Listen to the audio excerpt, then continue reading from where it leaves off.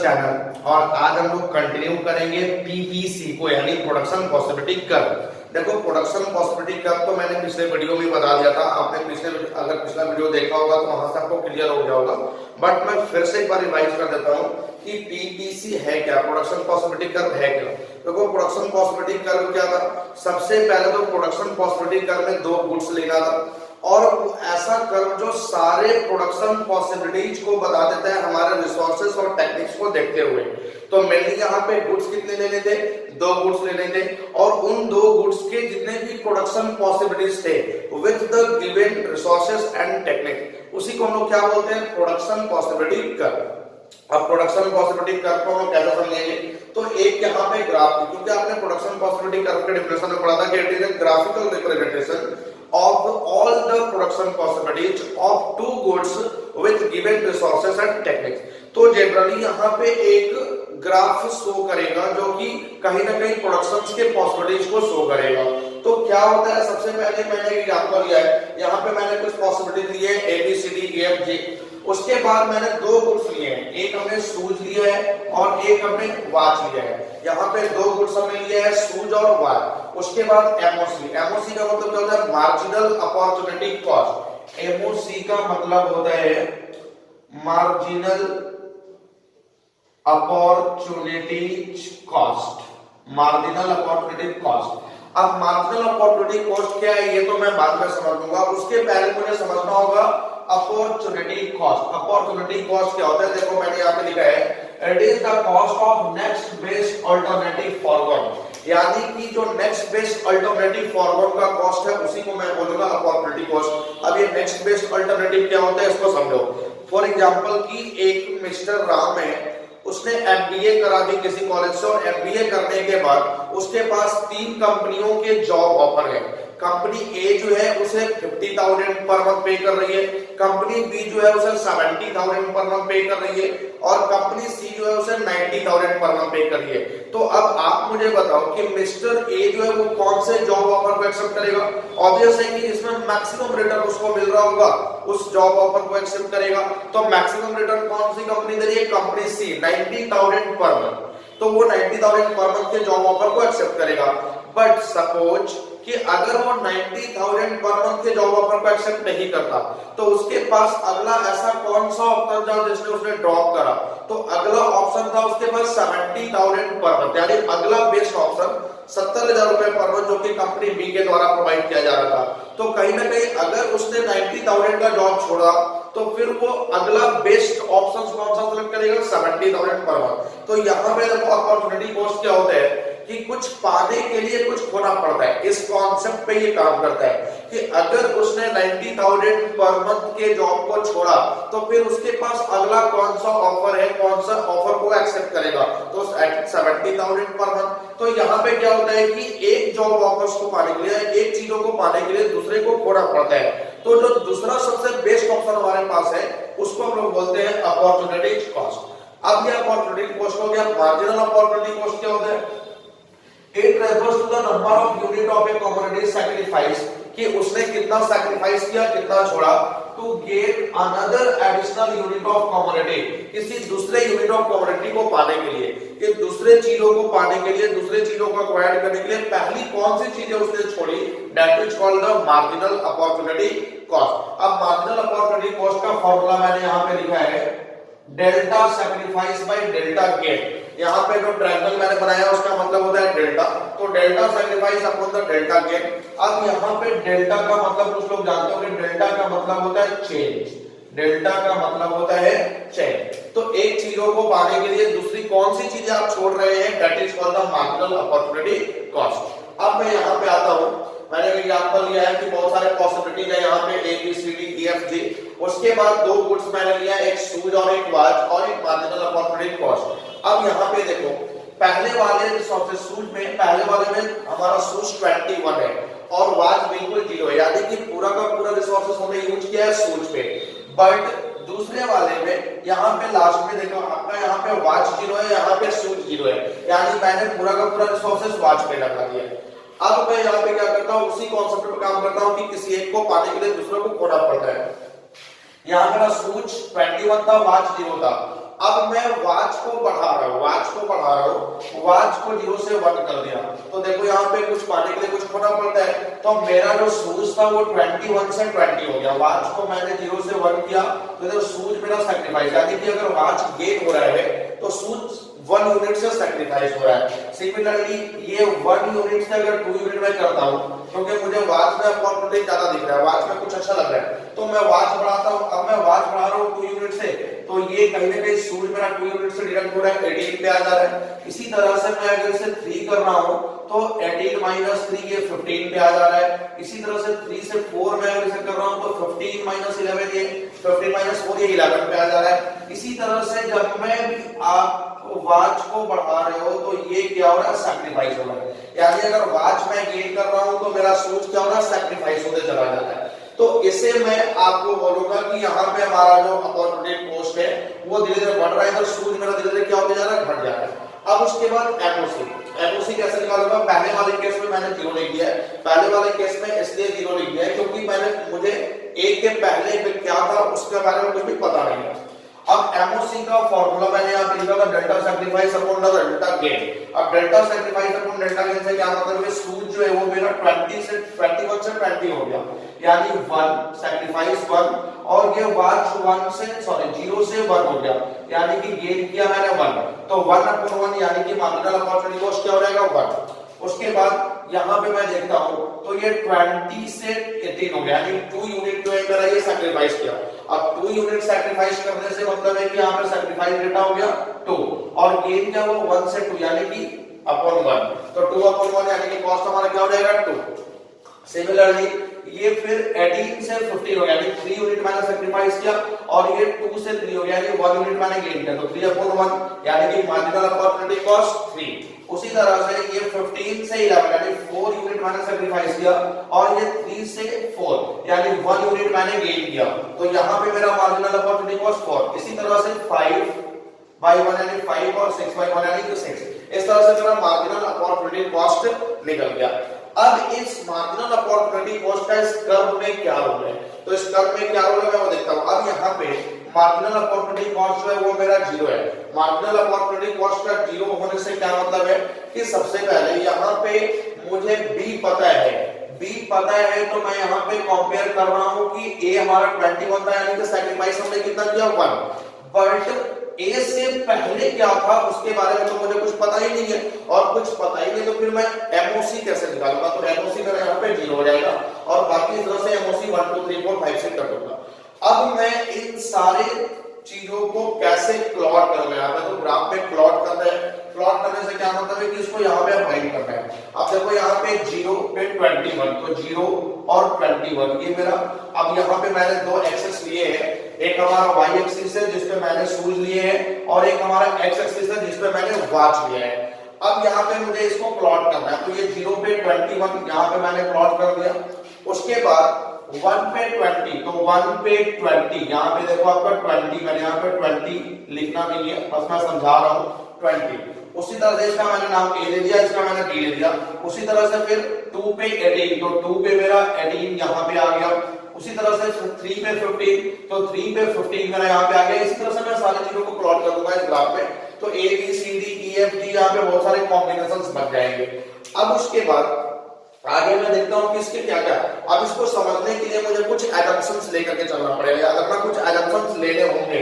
क्या क्या एजम्पशंस लेने हैं? सबसे पहला, with the help of resources only 2 goods can be produced, कि जो भी हमारे पास अवेलेबल रिसोर्सेज थे उससे मैंने केवल 2 ही गुड्स प्रोड्यूस कर सकता था, तो बस 2 गुड्स प्रोड्यूस करने का मतलब एजम्पशंस हुआ कि पूरे इकोनॉमी में 2 ही गुड्स प्रोड्यूस होंगे। Next, resources are fully and efficiently utilised, ये जितने भी हमारे रिसोर्सेज थे वो पूरा का पूरा इसी कर्व पे, इसी पीपीसी पे फुली एंड एफिशिएंटली यूटिलाइज हो चुके हैं। Next, the level of technology is assumed to be constant, कि जो टेक्नोलॉजी का लेवल था वो बिल्कुल सेम है, उसमें कोई चेंज नहीं करा गया। And the amount of resources are fixed but can be transferred from one use to another, कि जो भी हमारे पास रिसोर्सेज के अमाउंट है वो फिक्स्ड है, बट ये ट्रांसफर किए जा सकते हैं वन गुड से अनदर में। फॉर एग्जांपल कि मुझे शूज में कुछ अच्छा नहीं लग रहा है और वॉच में कुछ अच्छा लग रहा है, तो मैं यहाँ पे शूज के सारे रिसोर्सेज को वॉच पे ट्रांसफर कर सकता हूँ और सारे रिसोर्सेज वॉच बनाने में लगा सकता हूँ। तो ये सब प्रोडक्शन पॉसिबिलिटी का।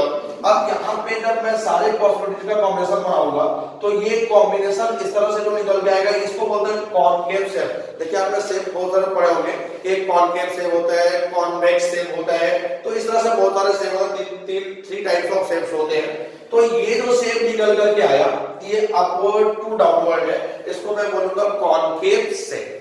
अब उसके बाद नेक्स्ट टॉपिक हमारा एक टॉपिक है प्रॉपर्टीज ऑफ पीपीसी, यानी जो पीपीसी है प्रोडक्शन पॉसिबिलिटीज का, उसके कुछ प्रॉपर्टीज है, उस प्रॉपर्टीज को अच्छे से आप समझना कि क्या प्रॉपर्टी है। अब प्रॉपर्टीज यहाँ पे 3 है, 3 प्रॉपर्टीज मैंने लिया है यहाँ पे। फर्स्ट प्रॉपर्टी हमारा क्या है, पीपीसी स्लोप्स डाउनवर्ड। पीपीसी जो है वो डाउनवर्ड स्लोप कर रहा है, तो यहाँ पे इस तरह से ये स्लोप कर रहा है, पीपीसी स्लोप्स डाउनवर्ड, यानी ऊपर से नीचे क्यों स्लोप कर रहा है। पीपीसी जो स्लोप डाउनवर्ड कर रहा है, ये क्यों स्लोप डाउनवर्ड कर रहा है, उसके पीछे एक ही रीजन है, inverse relationship between changing quantity of one goods and changing quantity of another goods. कि एक गुड्स और दूसरे गुड्स के क्वांटिटी में अगर चेंजिंग हो रहा है, इनवर्स रिलेशनशिप हो रहा है, तो उसके कारण जो हमारा पीपीसी है वो डाउनवर्ड स्लोपिंग होगा। अब इनवर्स रिलेशनशिप से क्या मतलब है कि अगर हमारा सूज जो है ये घट रहा है तो हमारा वाच क्या हो रहा है, बढ़ रहा है, यानी वाच बढ़ रहा है और सूज घट रहा है, इसको बोलता है इनवर्स रिलेशनशिप। तो जब भी एक गुड्स जो है उसका क्वांटिटी बढ़ेगा और दूसरे गुड्स का क्वांटिटी घटेगा, तो वहां पे हमारा जो पीपीसी है वो स्लोप्स डाउनवर्ड होगा, कॉनकेव शेप में बनेगा। तो ये हो गया स्लोप्स डाउनवर्ड। अब उसके बाद मैं आगे बात करूं, यहाँ पे अगर जो आपका है कि एक गुड्स घट रहा है दूसरा गुड्स बढ़ रहा है, तो वहां पे इनवर्स रिलेशनशिप कर रहा है। फॉर एग्जांपल अगर दोनों गुड्स बढ़ती या दोनों गुड्स घटते, यानी वाच भी बढ़ता और ये भी बढ़ता, या फिर दोनों घटते, तो उस केस में जो हमारा स्लोप बनता है उसको मैं बोलता हूँ डायरेक्ट रिलेशनशिप। तो डायरेक्ट रिलेशनशिप में मेरा जो स्लोप बनता है वो अपवर्ड बनता। अपवर्ड स्लोप का मतलब क्या होता है, जो कर्व हमारा था अपवर्ड क्यों शो करता, अपवर्ड स्लोप का मतलब ये होता है, ये मेरा अपवर्ड स्लोप होता है। अब उसके बाद नेक्स्ट प्रॉपर्टी मेरा क्या है कि पीपीसी इन कॉनकेव शेप। अब यहाँ पे क्या होता है कि पीपीसी जो भी बनता है वो कॉनकेव स्लोप में बनता है। कॉनकेव स्लोप का मतलब कि हमेशा ऊपर से नीचे की ओर आएगा। अब इसके पीछे रीजन क्या है, ये कॉनकेव ही क्यों बनता है, तो सबसे बड़ा रीजन है इंक्रीजिंग एमओसी। एमओसी अगर हमारा इंक्रीज करेगा तो पीपीसी हमेशा स्लोप्स डाउनवर्ड होगा। एमओसी इंक्रीज करने से क्या मतलब है कि ये 1 2 3 4 5 6 ये हमेशा इंक्रीज कर रहा है, इंक्रीज कर रहा है, तो मेरा जो स्लोप होगा वो हमेशा डाउनवर्ड होगा, तो पीपीसी होगा कर्व होगा वो डाउनवर्ड होगा।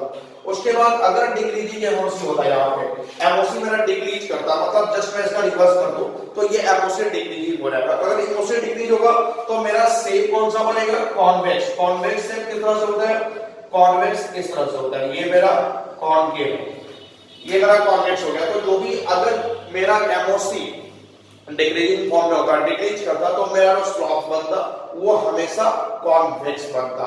और अगर ये कांस्टेंट होता तो हमारा जो शेप बनता वो स्ट्रेट लगेगा। कांस्टेंट होने का मतलब कि ये 1 1 1 1 1 यानी ना तो इंक्रीज ना तो डिक्रीज, तो फिर हमारा जो शेप बनता वो स्ट्रेट लाइन में बनता।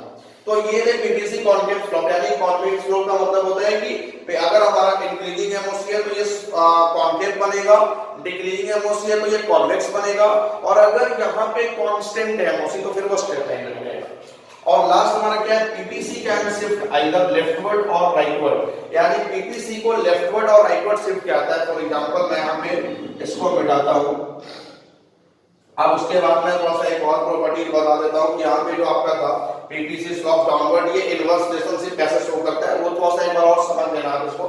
इनवर्स रिलेशनशिप का मतलब क्या होता है, यहाँ पे जो मेरा सूज है, मेरा वाच जो है ये क्या हो रहा है 1 यूनिट से बढ़ गया, तो 1 यूनिट से बढ़ा यानी 0 था, 0 से 1 चला, यानी इतना ये बढ़ गया, इतना बढ़ गया, और उसके कारण सूज मेरा क्या हुआ 1 यूनिट से डिक्रीज कर गया। डिक्रीज करने का मतलब ये 21 से 20 यहाँ आ गया। तो इस वाले एरिया को मैं क्या बोलता हूँ, marginal opportunity cost, MOC. Similarly अब वाच मेरा 1 से 2 हो गया, यानी यहाँ वहां पे था, अब ये यहाँ से यहाँ चल गया, यानी ये यहाँ इस पॉइंट से इस पॉइंट पे शिफ्ट कर गया, इस पॉइंट पे। तो सिमिलरली आपका सूज 20 से 18 हो गया, यानी 2 यूनिट से इंक्रीज कर गया, डिक्रीज कर गया, तो ये 20 से 18 यानी कि यहाँ पे आकर के मिला, तो इस वाले एरिया को मैं एमओसी बोलूंगा। सिमिलरली यहाँ पे मेरा वाच जो है वो 3 हो गया, यानी इस वाले पॉइंट से इस वाले पॉइंट तक चला, यहाँ तक ये पड़ गया, इतना पड़ गया ये, तो मेरा जो 18 है ये 18 से 15 हो गया सूज, तो ये कहीं ना कहीं डिक्रीज कर गया 18 से 15 ये वाला पॉइंट, तो इस एरिया को मैं क्या बोलूंगा MOC। इसी तरह से ये एक शेप बनेगा इस तरह से कि हमारा जो वॉच है वो बढ़ते जा रहा है और जो मेरा सूज है वो घटते चला जा रहा है। तो इन सारे एरिया को यहाँ पे जितने भी कॉम्बिनेशन बने वो सब के सब PTC पे आके बने हैं। तो ये एरिया जो हमारा MOC होता है, यानी ये क्या शो करता है कि मेरे जो रिसोर्सेज थे वो प्रॉपर्ली यूटिलाइज फुली यूटिलाइज हो चुके हैं इस PTC पे। तो ये था मेरा MOC। अब लास्ट है मेरा PTC can shift either leftward और राइटवर्ड, कि PTC को लेफ्टवर्ड और राइटवर्ड शिफ्ट किया जा सकता है। अब ये क्या है, इसको मैं मिटा देता हूं, ये सारे कॉम्बिनेशन इसको मैं मिटा देता हूं, ये सारे कॉम्बिनेशंस में यहां से हटा देता हूं और मैं यहां पे 2 पॉइंट ले लेता हूं, इन सारे कॉम्बिनेशन हटा करके एक पॉइंट मैं बाहर ले लेता हूं Q और एक पॉइंट मैं अंदर ले लेता हूं P, ये मेरा पॉइंट है। अब उसके बाद ये क्या बोल रहे हैं कि PTC जो है ये आइदर लेफ्टवर्ड और राइटवर्ड शिफ्ट कर सकता है। लेफ्टवर्ड और राइटवर्ड शिफ्ट करने से क्या मतलब है कि जो भी मेरे पास रिसोर्सेज है वो तो पूरा का पूरा इसी PTC पे यूटिलाइज हो चुके हैं। अब तो मेरे पास कुछ रिसोर्सेज बचे नहीं है, तो क्या ये PTC आगे बढ़ाया जा सकता है, राइटवर्ड शिफ्ट हो सकता है? बिल्कुल भी नहीं हो सकता है। बट अगर मैं चाहूं कि इसको मैं राइटवर्ड शिफ्ट करूं तो उसके लिए मुझे क्या करना होगा, मुझे रिसोर्सेज बढ़ाना होगा। अगर मैं रिसोर्सेज बढ़ा देता हूं तो कहीं ना कहीं ये PTC जो है इस वाले पॉइंट पे आकर के मैच करेगा, यानी कि मेरा जो PTC है वो राइटवर्ड में शिफ्ट हो गया। जब रिसोर्सेज मैं बढ़ाऊंगा तब, अगर मैं रिसोर्सेज नहीं बढ़ा रहा हूं तो फिर ये PTC यहाँ पे Q पॉइंट पे आकर के शिफ्ट नहीं कर सकता है। सिमिलरली अगर ये PTC मैं चाहूं कि इस वाले पॉइंट पे आकर के P वाले पॉइंट पे आकर के शिफ्ट करे, तो इसको मैं बोलता हूं under utilisation, under utilisation of resources. यहां पे अगर कोई भी पॉइंट हमारा लेफ्टवर्ड शो कर रहा है, यानी PTC अगर अंदर की ओर आ रहा है, लेफ्टवर्ड शिफ्ट कर रहा है, तो उसके पीछे एक ही रीजन होता है, अंडर यूटिलाइजेशन ऑफ रिसोर्सेज। यानी मैंने इस PTC पे पूरा का पूरा रिसोर्सेज यूटिलाइज नहीं किया है, जिसके कारण कहीं ना कहीं ये PTC मेरा यहाँ पे अंदर की ओर यानी लेफ्टवर्ड शिफ्ट कर रहा है। तो PTC राइटवर्ड और लेफ्टवर्ड शिफ्ट कर सकता है। राइटवर्ड तभी शिफ्ट करेगा जब रिसोर्सेज मैं बढ़ाऊंगा, क्योंकि मेरा पूरा का पूरा रिसोर्सेज तो इसी PTC पे फुली यूटिलाइज हो चुके थे, मेरे पास रिसोर्सेज नहीं था। बट रिसोर्सेज मैं बढ़ाता हूं तो कहीं ना कहीं ये PTC जो है वो राइटवर्ड शिफ्ट कर सकता है, और अंदर अगर लेफ्टवर्ड शिफ्ट कर रहा है, इसका मतलब होता है कि मेरे रिसोर्सेज फुली यूटिलाइज नहीं है, उसमें से कुछ ना कुछ बचा हुआ है, जिसको मैं बोलूंगा अंडर यूटिलाइजेशन ऑफ रिसोर्सेज। तो ये थे गाइस PTC यानी production phosphatic curve. I hope कि आपको सारा कुछ क्लियर है, आप इसको अच्छे से पढ़ें और NCERT का भी लाइब्रेरी एक बार चेक कर ले, वहां से आपका सारा कुछ क्लियर हो जाएगा।